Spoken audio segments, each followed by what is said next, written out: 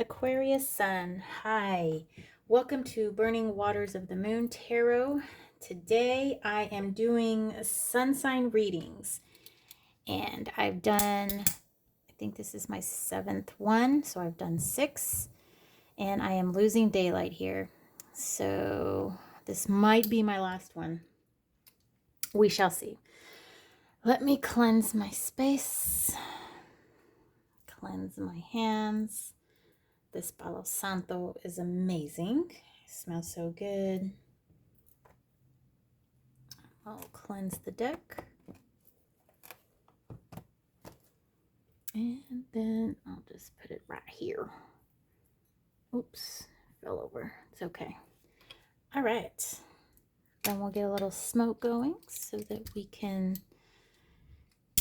get some communication moving through these realms. Sometimes I like candles, sometimes I like incense, and I've been on an incense kick lately. So, all right. So today I have been using the Mind's Eye Tarot by Olivia Rose. This artwork is amazing, and I can't get over how beautiful it is. Olivia Rose has done some oracle decks. I think this is her first tarot deck, and it is published by US Games. Okay, so Aquarius Sun, you are an air sign, even though your title is the water bearer. I've never quite understood that, how Aquarius is air. But I also don't understand how Scorpio is water. So, but we are. I'm a Scorpio. Okay. Aquarius. Let's see what the cards have to tell us today.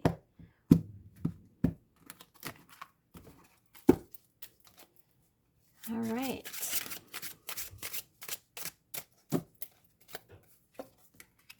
Nine of Swords in reverse, Eight of Wands, and Knight of Pentacles. Okay, so something is weighing on your mind heavily, but it's actually has prompted you into some action. Well, that's good. You know, that's very good, that something is just doesn't quite sit well with you, and so that has put you into some action. So we have this Knight of Pentacles who is staring at this issue straight on, which is great. And that's kind of what we like to see. That is definitely what we like to see. We like to see that sort of mover and shaker, and I'm going to do something about this type energy. Okay, we're going to get some more info with the Tarot of the Abyss.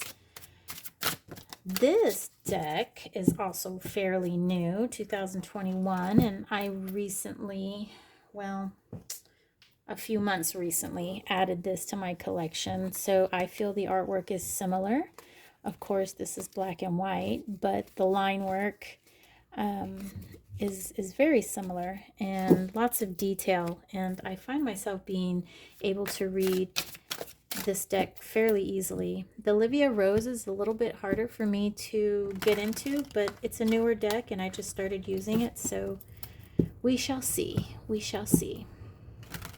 But I do like Tarot of the Abyss. Oh, 2. Okay.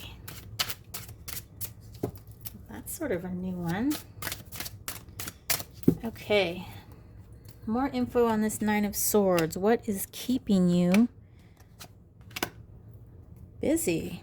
10 of Wands, 6 of Swords. Okay, so you had to escape a situation because it became too much for you. But that doesn't really tell us what type of situation it was, does it? Like, we know you had... Oh, wait. Okay, wait. No, this is you doing something about this situation.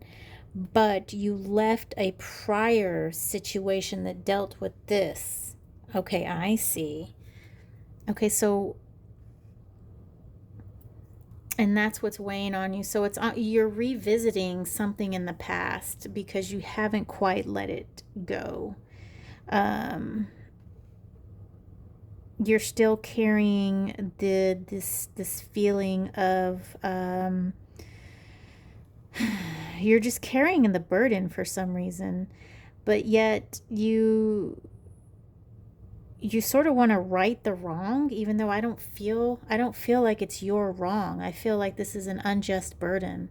And I feel like perhaps I don't want to say wasting time, but it's not your burden to carry. This is not yours.